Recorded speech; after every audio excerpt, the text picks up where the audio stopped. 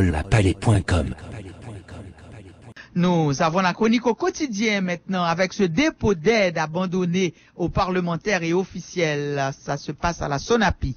Pour la chronique au quotidien ce matin, nous avons choisi un article du quotidien Le Nouvelliste et qui parle d'un dépôt d'aide abandonné aux parlementaires et aux officiels à la Sonapi. Députés, sénateurs et officiels du gouvernement contrôlent à eux seuls un dépôt d'aide situé à la Société nationale des parcs industriels, la Sonapi. Le dépôt, hors de tout contrôle, est livré à ces derniers qui amassent l'aide destinée aux victimes de la catastrophe Matthew.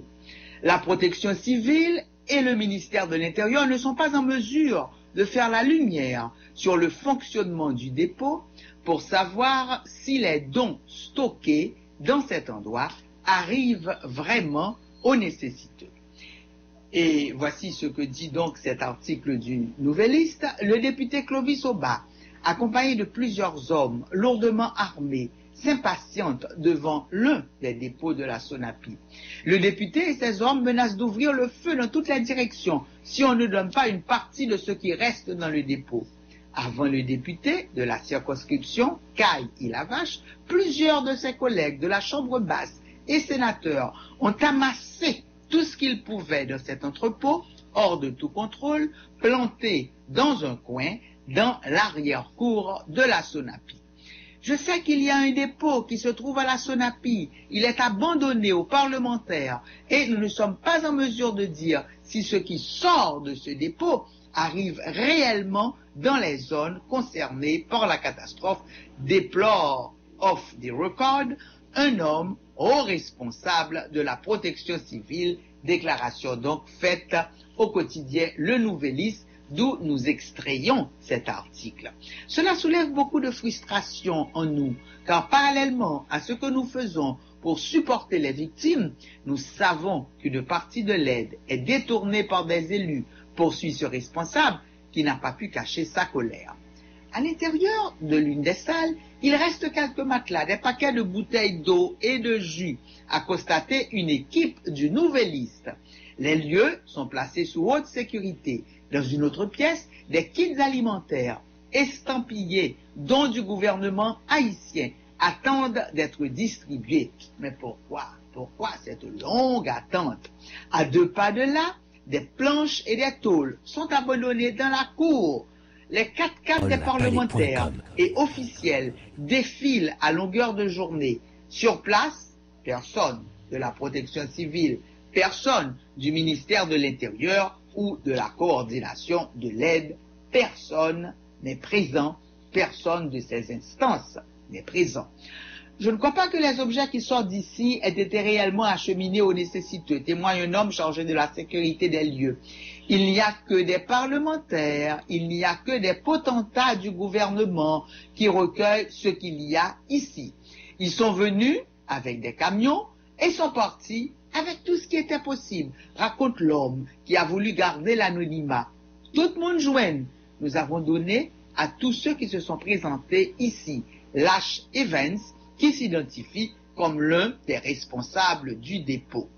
Visiblement très préoccupé, il appelle ensuite la sécurité et fait évacuer rapidement les journalistes, qui sont donc considérés comme des témoins gênants. Cet entrepôt, capable de recevoir la plus grande partie de l'aide à Port-au-Prince, fonctionne hors de tout contrôle. Personne au sein de la protection civile, personne au sein du ministère de l'Intérieur n'est en mesure de fournir des informations sur la gestion de l'aide passant par la Sonapi. Je ne sais pas, a répondu Edgar Célestin à propos de la gestion du dépôt de la Sonapi. Nous n'avons pas pu remonter aux informations concernant la Sonapi, a poursuivi le chargé de communication de la DPC, la division de la protection civile. Même son de cloche du côté du ministère de l'Intérieur. Albert Mouléon, responsable de la communication du ministère, confirme avoir reçu un rapport sur le dépôt situé au centre d'opération d'urgence nationale, mais il ne sait rien sur le fonctionnement de ce dépôt de la SONAPI.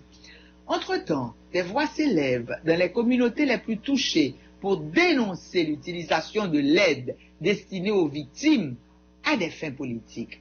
Pas plus tard que ce mardi matin, le maire de la commune de Pestel dénonçait sur la radio Magique 9 le fait que des candidats en campagne ont accès à l'aide alors que des communes peinent encore à répondre aux nombreux besoins engendrés par la catastrophe Mathieu. L'aide, avant d'être acheminée dans les régions, est reçue dans 2 dépôts de la capitale. Le premier, c'est le plus connu, il est placé au centre d'opération d'urgence, il est contrôlé actuellement par un représentant du ministère de l'Intérieur, chargé de la coordination de l'aide. C'est d'ailleurs le ministère de l'Intérieur qui décide et ordonne la livraison des vivres, des couvertures ou des kits d'hygiène. La direction de la protection civile reçoit quotidiennement un rapport des entrées et des distributions, ce qui n'est pas le cas pour le second dépôt, placé il y a 2 semaines à la SONAPI, où personne, mais vraiment personne, n'est en mesure de faire la lumière sur son fonctionnement. Rappelons que cet article a paru dans le Nouvelliste et il est intitulé « Un dépôt d'aide abandonné aux parlementaires et aux officiels à la SONAPI ». Eh bien, un rappel des titres de ce jeudi 27 octobre. La séance d'interpellation du ministre de l'Intérieur n'a pas eu lieu comme prévu. Reportage de Marcus qui est dans le sud, Campérin, 26 octobre. 106 détenus rattrapés et reconduits à leur cellule, annonce le président Privert. Inauguration d'une nouvelle usine au parc industriel de Caracol. Le chef de l'État exige le respect des canaux préétablis pour la distribution de l'aide aux sinistrés de Mathieu. Mathieu fait des dégâts immenses aussi à Bombardopolis. Il n'y a pas que le Grand Sud à avoir été frappé. Élection, la firme Gourer a reçu le contrat pour imprimer les bulletins de vote. Vaste projet d'aménagement des bassins versants lancé par le ministre de l'Intérieur. Au quotidien, découverte d'un dépôt d'aide pour les sinistrés. Mais ce dépôt serait à l'entière disposition des parlementaires et de certains officiels du gouvernement. Le Nouvelliste mène l'enquête. Et l'éditorial du jour, ça va être tout de suite populisme hier et aujourd'hui. Le populisme a changé de camp.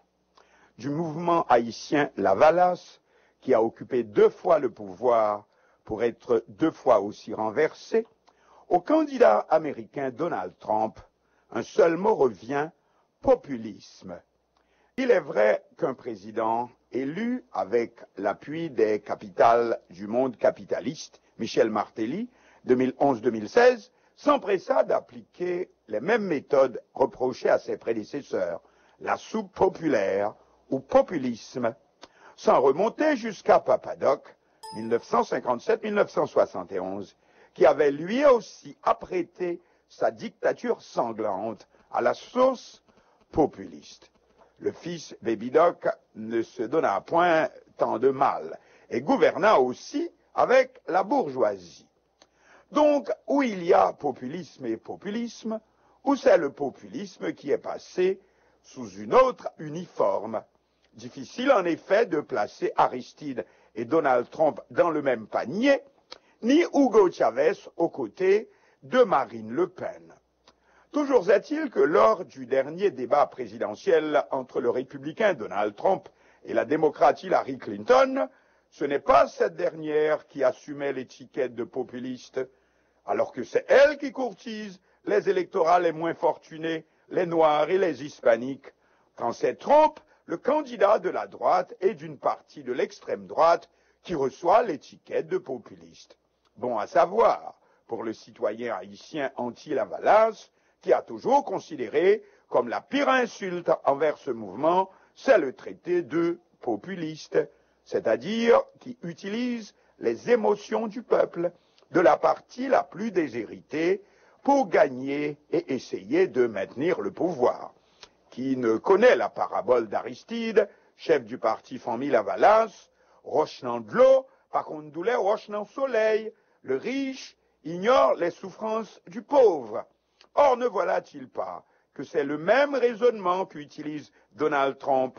Selon ce dernier, les patrons américains ont délocalisé leurs entreprises vers des pays où la main-d'œuvre leur revient à meilleur marché, Singapour, Mexique, Chine, ce qui appauvrit la main-d'œuvre américaine, condamnée à des emplois moins payants et à voir de plus en plus s'éloigner ce qu'on appelle le rêve américain ou vivre dans le meilleur confort possible et imaginable. Or, ce n'est pas tant l'afro-américain ni l'immigrant hispanique ou haïtien que cela concerne, que le jeune blanc qui considère qu'il est le premier héritier légitime du système.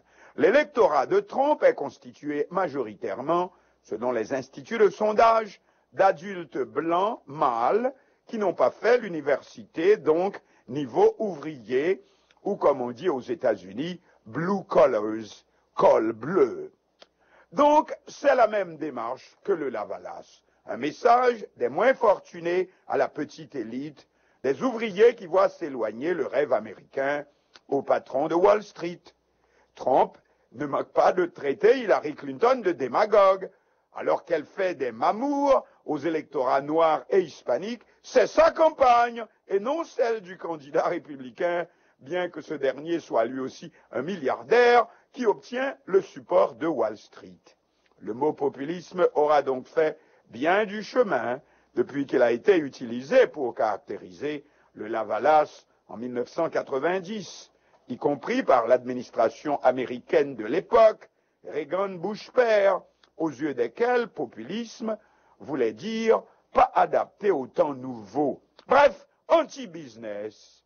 Voir quand Aristide, encore dans les ordres, s'était fait d'abord connaître dans un opuscule intitulé « Capitalisme, ses péchés mortels ». Justement, le big business haïtien le lui fit bien voir et n'avait pas caché son soutien au coup d'État de 1990 ou 1991 plutôt, renversant le pouvoir Lavalas 7 mois seulement après son entrée en fonction. Aujourd'hui, on lit couramment que c'est le populisme qui domine la politique, par exemple en Europe. Non seulement l'extrême droite classique, les Le Pen, mais celle-ci soudain se mettant à gagner énormément du terrain comme réaction des locaux au phénomène de la migration globale et surtout de l'exportation du terrorisme de ses bases dans le monde arabo-musulman aux grandes villes et capitales occidentales. Voici que de la droite au centre-droite et même jusqu'à la gauche, tout le monde se met, si l'on peut dire, au diapason, que ce soit l'ex-président Nicolas Sarkozy ou le premier ministre du gouvernement socialiste Manuel Valls. Cependant, c'est au nom du même qualificatif utilisé par Reagan Bush en 1990 pour condamner le Lavalas, pas adapté au temps nouveau, que Trump risque d'être envoyé aux oubliettes le 8 novembre prochain, date des présidentielles américaines, outre ses innombrables bévues comme ses propos insultants sur les femmes.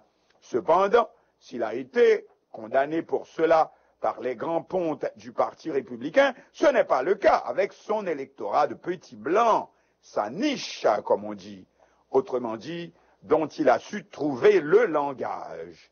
Le populisme à la Trump ne va donc pas disparaître, même si ce dernier perd les élections du 8 novembre prochain. Pareillement dans les pays européens, principalement la France. Ironiquement en Haïti, où auront lieu bientôt aussi des présidentielles, 20 novembre 2016, ce n'est plus Lavalas qui cultive aujourd'hui le langage populiste, mais le candidat qui avait l'appui récemment du grand monde capitaliste international, bref, le poulain de l'ex-président Michel Martelly, c'est Jovenel Moïse. En effet, dernier thème de la campagne de ce dernier, il est le représentant du petit paysan, depuis toujours floué, berné, exploité par ce qu'on appelle la République de Port-au-Prince.